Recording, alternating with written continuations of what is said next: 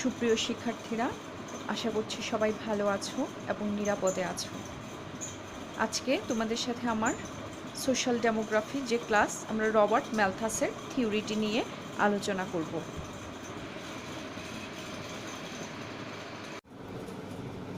একটি নির্দিষ্ট সীমা আছে, তার উপরে পপুলেশন কখনো বাড়তে পারে না। খাদ্যদ্রব্য বা আমাদের যে ফুড গ্রেইন আছে সেটি কিন্তু একটি সীমারেখা টেনে দেয়, যার উপরে জনসংখ্যা আর যায় না। যখনই জনসংখ্যা সেই রিসোর্স বা খাদ্য লাইনের উপরে যেতে চায়, তখনই যুদ্ধ, বিভিন্ন অ্যাপিডেমিক, সেটা প্রাকৃতিক দুর্যোগ বা মনুষ্যসৃষ্ট দুর্যোগ দ্বারা এমনি কিন্তু নেচারালি পপুলেশনটা কমে যায়। অর্থাৎ অ্যাক্সেস পপুলেশন যদি হয়, সেটি কিন্তু থেমে যাবে যখন আমাদের ফুড শর্টেজ থাকবে বা লিমিটেড রিসোর্স থাকবে।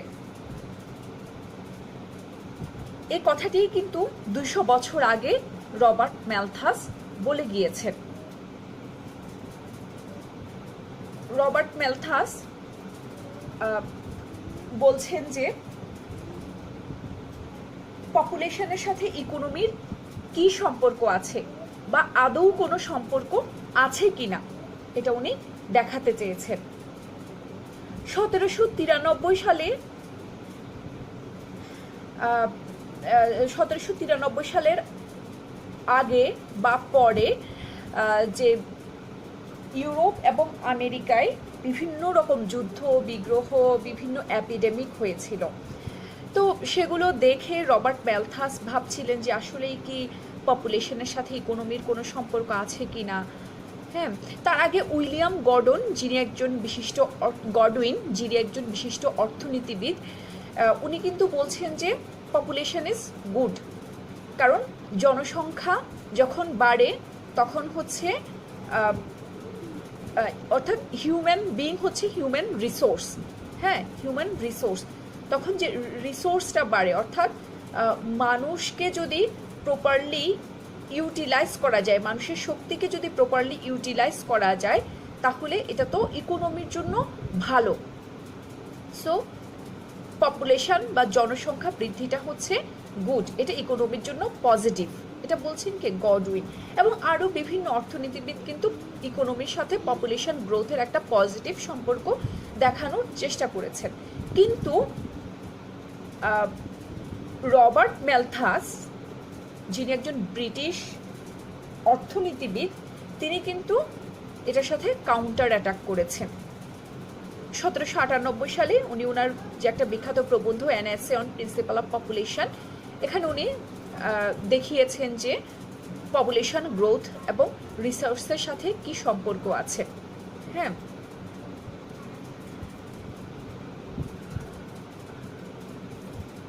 থমাস রবার্ট ম্যালথাস 1766 সালে জন্মগ্রহণ করেন এবং 1834 সালে মৃত্যুবরণ করেন।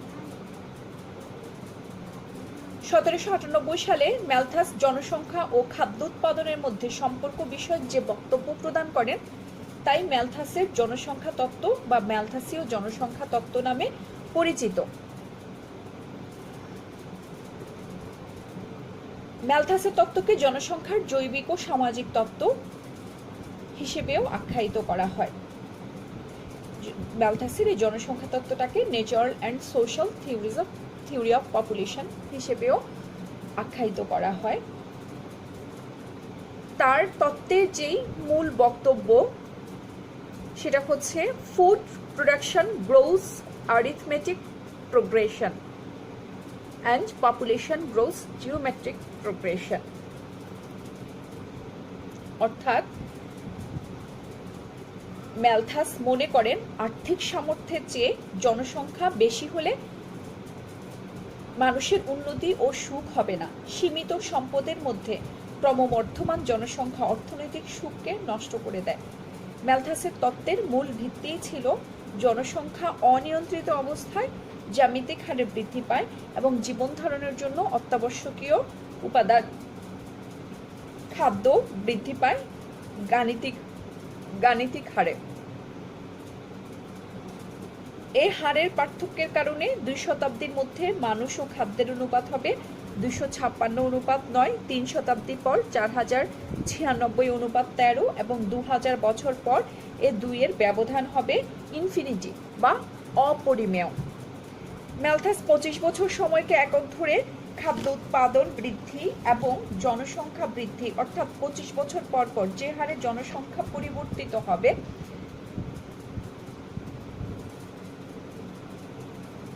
যে হারে জনসংখ্যা পরিবর্তিত হবে 25 বছর সময়কে উনি একক ধরেছেন। সেক্ষেত্রে আমরা যদি 0 বছর, প্রথম বছর 0 বছর, 25 বছর, 50, 75, 100, 125, 150, 175, 200 এভাবে বছরগুলো ধরি এবং খাদ্য উৎপাদন বৃদ্ধি উনি বলছেন যে অ্যারিথমেটিক্যালি হবে। তাহলে খাদ্য উৎপাদন বৃদ্ধি কিভাবে হবে? 1, 2, 3, 4, 5, 6, 7, 8, 9, 200 বছর পর্যন্ত 9 এভাবে খাদ্য উৎপাদন বৃদ্ধি পাবে। আর ফুড প্রোডাকশন গ্রোথ হবে কিভাবে? অ্যারিথমেটিক্যালি এটার প্রোগ্রেশন হবে। অ্যারিথমেটিক্যালি খাদ্য উৎপাদনটা হবে আর পপুলেশন গ্রোথটা হবে জিওমেট্রিক্যালি। জিওমেট্রিক্যালি কিভাবে জনসংখ্যাটা বৃদ্ধি পাবে? অর্থাৎ এটা চক্রবৃদ্ধি হারে বেড়ে যাবে। 1, 2, 4, 8, 16, 32, 64, 128, 256, 200 বছর পরে তাহলে খাদ্য উৎপাদন হবে, জনসংখ্যা বৃদ্ধি ও খাদ্য উৎপাদনের অনুপাত হবে 256:9। ম্যালথাসের তত্ত্বের জন্য কিছু প্রি কন্ডিশনস আছে, যেমন মানুষের জীবন ধারণের জন্য প্রয়োজন খাদ্য, নর নারীর মধ্যে আকর্ষণ প্রয়োজনীয় এবং নিয়ন্ত্রিত ও শাশ্বত, চাইল্ড বিয়ারিং এবং জীবনযাত্রার মধ্যে প্রত্যক্ষ সম্পর্ক আছে, কৃষিক্ষেত্রে ক্রমহ্রাসমান উৎপাদন বিধি প্রযোজ্য, জনসংখ্যার কার্যাবলী জীবন ধারণের উপকরণ তথা খাদ্যের সাথে সীমিত, মোট জমি ও উৎপাদন ক্ষমতা স্থির, কৃষি একমাত্র উৎপাদন ব্যবস্থা, উৎপাদন প্রযুক্তি স্থির। এখানে ম্যালথাস টেকনোলজিকে কনস্ট্যান্ট ধরেই এই তত্ত্বটা দিয়েছেন।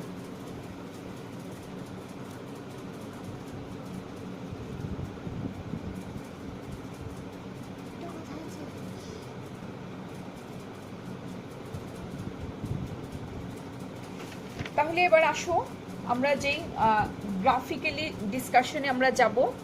গ্রাফিক্যালি ডিসকাশনে আমরা দেখছি যে খাদ্য উৎপাদনটা কিভাবে জ্যামিতিক হারে খাদ্য উৎপাদনটা বাড়ে গাণিতিক হারে এবং জনসংখ্যাটা বৃদ্ধি পায় জ্যামিতিক হারে।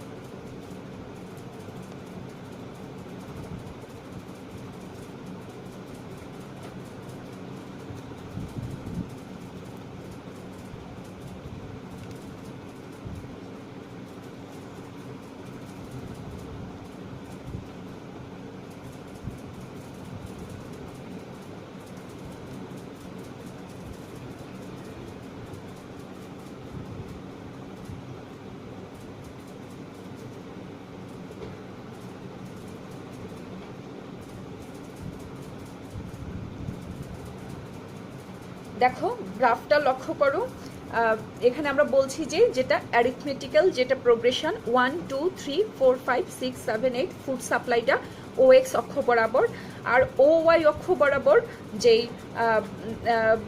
পপুলেশন গ্রোথটা দেখানো হয়েছে ফুড সাপ্লাইটা অ্যারিথমেটিক্যালি 1, 2, 3, 4, 5, 6, 7, 8 এটা হচ্ছে অ্যারিথমেটিক্যাল প্রোগ্রেশন। আর তার সাথে পপুলেশন প্রোগ্রেশনটা হচ্ছে 1, 2, 4, 8 হ্যাঁ এভাবে যত উপরের দিকে যাবে 16, 32, 64, 128, 256 এটা এভাবে চক্রবৃদ্ধি হারে বাড়তে থাকবে। হ্যাঁ তারপরে পাশের চিত্রটা লক্ষ্য করো যেটা ম্যালথাসের যে বেসিক থিওরি। এখানে দেখো 45 ডিগ্রি অক্ষ বরাবর যে প্যারালাল লাইনটা টানা হয়েছে হ্যাঁ 45 ডিগ্রি অ্যাঙ্গেল করে। সো এখানে যেটা পয়েন্ট অফ ক্রাইসিস যেটাকে দেখানো হয়েছে, পয়েন্ট অফ ক্রাইসিস দেখো পয়েন্ট অফ ক্রাইসিস যেটাকে দেখানো হয়েছে এটা হচ্ছে এর উপরে যদি জনসংখ্যাটা যায় তারপরে কিন্তু জনসংখ্যাটা আবার নিচে নেমে যাবে, এটা কিন্তু উপরে স্থির থাকতে পারবে না। এটা হচ্ছে point of crisis.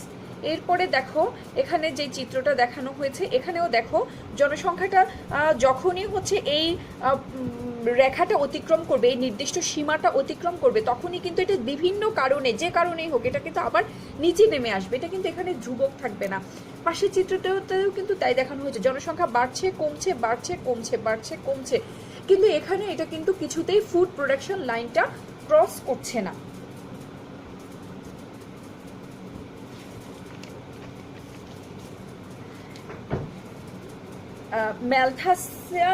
Malthus assumption, direct relation between population and standard of living, fecundity of human is constant. Malthus বলছেন যে মানুষের যে ফার্টিলিটি ক্ষমতাটা আছে, ফার্টিলিটিটা হচ্ছে সবারই সমান, এবং বলছেন যে পপুলেশন, জনসংখ্যা এবং মানুষের লাইফস্টাইলের উপর একটা প্রত্যক্ষ সম্পর্ক আছে।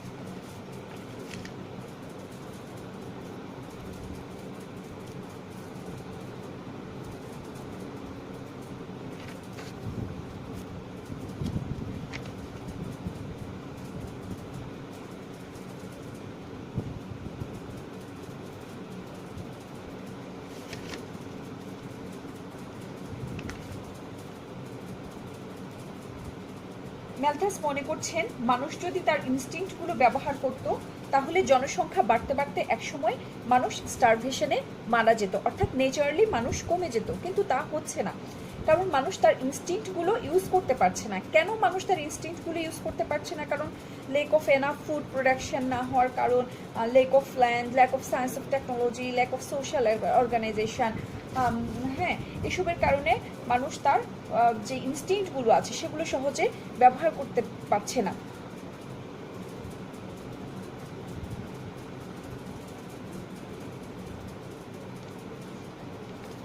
ম্যালথাস পজিটিভ এবং প্রিভেন্টিভ চেকের কথা বলেছেন। প্রিভেন্টিভ চেকটা হচ্ছে কি? এটা প্রিভেনশন, এটি জনসংখ্যাকে সচেতনভাবে বন্ধ করে।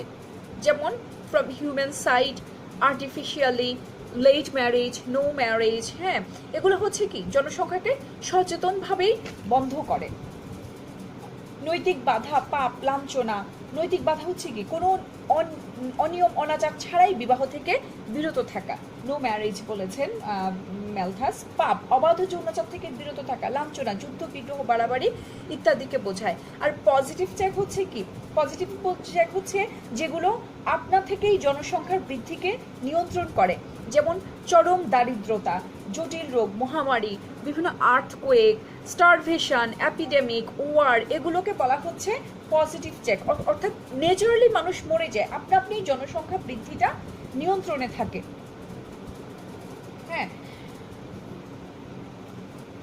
পজিটিভ এবং প্রিভেন্টিভ চেক এই দুটো বিষয় মিলেই মানুষ স্টারভেশনের পর্যায়ে যায় না। এজন্যই ম্যান এবং ফুড রেশিওটা ভারসাম্য হারিয়ে ফেলে না, যার কারণে পৃথিবীটা এগিয়ে যাচ্ছে। ম্যালথাসের মতে মানুষকে মোটিভেশন এবং প্রিভেন্টিভ চেক দ্বারা উদ্বুদ্ধ করতে হবে। প্রিভেন্টিভ চেক অনেকটা নৈতিকতার সাথে সম্পর্কিত। মানুষের যদি পেইন অ্যান্ড প্লেজার সম্পর্কে ধারণা না থাকে তাহলে মানুষের মধ্যে কোনো কিছুই কাজ করবে না। মানুষ যদি শিক্ষিত হয় তাহলে মানুষকে খুব দ্রুত মোটিভেট করা যাবে। সেজন্য ম্যালথাস বলতে চাচ্ছেন যে মধ্যবিত্ত শ্রেণীর মধ্যে জনসংখ্যার হার কম, কারণ তাদের মধ্যে শিক্ষিতের হার বেশি এবং তাদের সম্পদ সীমিত। তাদের পরিকল্পনার মূল কেন্দ্রবিন্দু হচ্ছে পেইন অ্যান্ড প্লেজার। এখানে দেখো এটাকে একটু গ্রাফিক্যালি বলা হচ্ছে balance between population and food supply. জনসংখ্যা এবং ফুড সাপ্লাইটা প্রথমে একটা ব্যালেন্সিভ ওয়েতে থাকে। তারপরে দেখো সেখানে জিওমেট্রিক ইনক্রিজ হয়, অ্যারিথমেটিক্যালি প্রোগ্রেশন হয় ফুড সাপ্লাইয়ের। অ্যারিথমেটিক্যালি ফুড প্রোগ্রেশন আগে আমরা বলছি 1 2 3 4 5 6 এই সিরিজ, আর জিওমেট্রিক্যালি ইনক্রিজ হচ্ছে 1 2 4 8 6 32, অর্থাৎ যেটা চক্রবৃদ্ধি হারে বাড়ছে সেটাকেই বলা হচ্ছে কি? এটা জিওমেট্রিক্যাল প্রোগ্রেশন। তারপরে দেখো disbalance between population and food supply and active checks to remove ইট। হ্যাঁ, জিওমেট্রিক ইনক্রিজ এবং অ্যারিথমেটিক্যাল ইনক্রিজ, এর ফলে কি হয়? ডিসব্যালেন্স সিচুয়েশন তৈরি হয় পপুলেশন এবং ফুড সাপ্লাইয়ের মধ্যে। তো যখন ডিসব্যালেন্সটা হয় তখন আপনি আবার ন্যাচারাল চেকস এবং প্রিভেন্টিভ চেকস হয়। ন্যাচারাল চেকস কি? Drought, flood, famines, epidemic, disease etcetera. আর প্রিভেন্টিভ চেক কি? প্রিভেনশনের সাথে সম্পর্কিত, যেটা মানুষ সচেতনভাবে করে থাকে, self restraint, late marriage, artificial methods etcetera. হ্যাঁ, ন্যাচারাল চেকস এবং প্রিভেন্টিভ চেকস এই দুইয়ের ফলে আবার কি হয়? আবার জনসংখ্যা এবং ফুড সাপ্লাই এই দুইয়ের মধ্যে আবার একটা ব্যালেন্সিং সিচুয়েশনটা তৈরি হয়। সো ব্যালেন্সিং সিচুয়েশন যখন আবার তৈরি হয় তখন আবারও এভাবে জিওমেট্রিক্যাল ইনক্রিজ এবং অ্যারিথমেটিক ইনক্রিজ, অর্থাৎ এটা এভাবে চক্রাকারে চলতে থাকে। আচ্ছা, এবার আসো, তাহলে এটা ছিল এতক্ষণ ম্যালথাসের বক্তব্য। তাহলে এটার সমালোচনা, positive check even in low dense area. যেমন রবার্ট ম্যালথাস যে বলছেন যে পজিটিভ চেকটা হচ্ছে শুধুমাত্র যেখানে লো ডেন্সিটি এরিয়া আছে সেখানে পজিটিভ চেকটা হবে। দ্যাট মিনস পজিটিভ চেকটা কি ছিল? পজিটিভ চেকটা ছিল যেগুলো আপনি জনসংখ্যার বৃদ্ধিকে নিয়ন্ত্রণ করে, যেমন চরম দারিদ্রতা, এপিডেমিক ইত্যাদি। হ্যাঁ, তো কিন্তু এগুলো যে শুধুমাত্র মানে যখন জনসংখ্যা খুব বেশি হবে তখন হবে তা না, এটা কিন্তু লো ডেন্সিটি যখন থাকে তখনও কিন্তু এই ধরনের পজিটিভ চেক হয়। তারপরে বলছেন যে better lifestyle leads less population. Now after 20 years Earth has more per capita calories than earlier. উনি বলছেন যে ফ্যাকান্ডিটি ইজ নট কনস্ট্যান্ট। উনি বলছেন যে ফার্টিলিটিটা হচ্ছে সবারই সমান থাকে, প্রজননশীলতা হচ্ছে সমান, সব মানুষেরই প্রজননশীলতা সমান, কিন্তু আসলে সেটা নয়। ফ্যাকান্ডিটি ইজ নট কনস্ট্যান্ট বা ফার্টিলিটি ইজ নট কনস্ট্যান্ট। তারপরে উনি যখন বলছেন যে আসলে তখন প্রযুক্তি স্থির থাকবে, এটা বলেছেন, সেটা উনি মানে তোমার ধরো যে ইন্ডাস্ট্রিয়াল রেভলিউশন তার আগে বলেছেন, বা যে ফ্রেঞ্চ রেভলিউশন তার আগের কথা বলেছেন, বা তো তখন যেই এখানে দেখো now after 20 years earth has more per capital calories than earlier. যেমন ধরো বিশ্বের অনেক দেশ আছে, ইউরোপিয়ান কান্ট্রি, আমেরিকান কান্ট্রি, যেগুলো ফার্স্ট ওয়ার্ল্ড। হ্যাঁ, ফার্স্ট ওয়ার্ল্ডের দেশগুলোতেও কিন্তু জনসংখ্যার গ্রোথটা অনেক কম, কিন্তু সেখানে খাদ্যের ফুড সাপ্লাইটা হচ্ছে অনেক বেশি, সেখানে রিসোর্স অনেক বেশি। হ্যাঁ, আবার তারা কিন্তু সেই খাদ্যটা বাইরে রপ্তানিও করছে। সো তাহলে যেই ম্যালথাস যেই থিওরিটা দিয়েছেন তার সমালোচনা হচ্ছে আসলে এখানে, এবং not applicable in developed country, তার যেই তত্ত্ব সেটা উন্নত দেশে প্রযোজ্য না, এগুলো আসলে উন্নয়নশীল দেশগুলোর ক্ষেত্রে প্রযোজ্য বা অনুন্নত দেশগুলোর ক্ষেত্রে রয়েছে। উন্নত দেশের ক্ষেত্রে এই তত্ত্বটা প্রযোজ্য নয়। উন্নত দেশে চিকিৎসা বিজ্ঞানের উন্নতি, উন্নত জীবনমান, শিক্ষা ও কারিগরি ব্যবস্থার উন্নতি, যোগাযোগ ও যাতায়াত ব্যবস্থার উন্নতির কারণে ম্যালথাসের তত্ত্ব উন্নত দেশে ব্যর্থ হয়েছে। হ্যাঁ, যেমন ধরো উনি তার তত্ত্বের পক্ষে আবার কিছু উদাহরণও দিয়েছেন, যেমন 1556 সালে শাংসি আর্থকোয়েক, এটা চীনে, শাংসিতে আর্থকোয়েক হয়েছিল, চীনের একটা এরিয়া, সেখানে প্রায় 8.5 লাখ মানুষ মারা গিয়েছে। তারপর 1931 সালে চায়না ফ্লাড হয়েছিল, চায়না ফ্লাডে প্রায় 42 লাখ মানুষ মারা গেছে। তারপরে আছে স্প্যানিশ ফ্লু হয়েছিল 1918 সালে, স্প্যানিশ ফ্লুতেও অনেক মানুষ মারা গেছে। এবং যেই সেকেন্ড ওয়ার্ল্ড ওয়ারে জাপানিজরা যেই প্ল্যাগটাকে তারা একটা বায়োকেমিক্যাল উইপন হিসেবে ইউজ করেছিল। হ্যাঁ, এবং তারা এটার যেই সেখানে প্রয়োগ করেছিল ম্যানচুরিয়ান নামে একটা চায়নার একটা স্টেটে, ম্যানচুরিয়ান স্টেটে তারা সেই বায়োকেমিক্যাল উইপনের প্রয়োগ করেছিল কারা? জাপানিজরা, সেকেন্ড ওয়ার্ল্ড ওয়ারের সময়। হ্যাঁ, তো আসলে তার তত্ত্বের বিভিন্ন সমালোচনা আছে, এটা ঠিক, কিন্তু আবার এটাও ঠিক যে জনসংখ্যার পরিমাণ সম্পর্কে কিন্তু ম্যালথাস আমাদেরকে সচেতন করেছেন। খাদ্য ও প্রচলিত শক্তির উৎস যে সসীম তা কিন্তু অস্বীকার করা যায় না। তাই যখনই ভোগ্যপণ্যের সরবরাহ ও জনসংখ্যা বৃদ্ধির হারের ব্যবধান বিপজ্জনক সীমার কাছাকাছি এসে যায়, তখনই কিন্তু আসলে ম্যালথাসের তত্ত্বের কথা মনে পড়ে। বর্তমান উন্নয়নশীল দেশের ক্ষেত্রে তার তত্ত্বের প্রয়োগশীলতা লক্ষ্য করা যায়। প্রিয় শিক্ষার্থীরা, আশা করছি তোমরা লেকচারটা শুনবে এবং নিয়মিত পড়াশোনা করবে। যদি কোনো প্রবলেম হয় কমেন্ট বক্সে আমাকে জানাবে, অথবা যদি কোনো ইনকোয়ারি থাকে তোমাদের সেটাও আমাকে জানাবে। হ্যাঁ, আজকে এতটুকুই থাকবে। সবাই ভালো থেকো, নিরাপদে থেকো। আল্লাহ হাফেজ। Thanks to all.